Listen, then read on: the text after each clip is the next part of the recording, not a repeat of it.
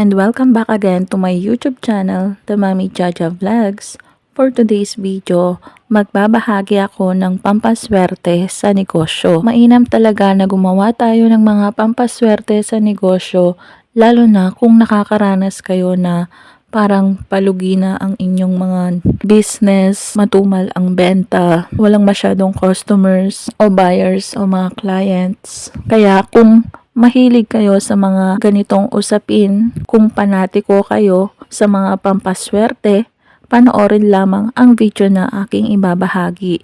At kung hindi naman, humanap lamang kayo ng video na gusto nyo. Mangailangan lamang tayo dito ng mga tawas. Pwedeng tawas na powder o yung crystal tawas, yung buong tawas. O 'di ba? Hindi lang ito ginagamit sa ating katawan, lalo na sa kilikili o sa paa. Ito din ay subok na ginagamit ng iba na pampaswerte sa kanilang negosyo. Pwedeng gawin ang pampaswerteng ito kahit na anong araw. Pero kung gusto mong maging mabisa at epektibo, gawin ito sa araw ng Martes at Biyernes dahil ito ang mga araw na may malakas na energy. At mangangailangan din tayo dito ng black na tela at pulang ribbon. Kung meron kayong black na pouch ay mas maigi. Pero kung wala, magkuha na lang kayo ng mga black na tela. At kung meron na kayong mga tawas, powder o crystal tawas na buo, ibabalot lamang ito sa itim na tela or itim na pouch. Kung tela ang inyong ginamit, talian ito. At kung pouch naman, ilagay lamang ito sa itim na pouch ang tawas powder o crystal tawas na buo. Ang pampaswerteng ito ay mainam sa mga merong negosyo. Kung hindi nyo pa ito na susubukan na pampaswerte, ay wag na kayong magpatumpik-tumpik pa na subukan at gawin ang pampaswerteng ito para sa inyong negosyo. Ang pagsasabit ng tawas na binalot sa itim na tela.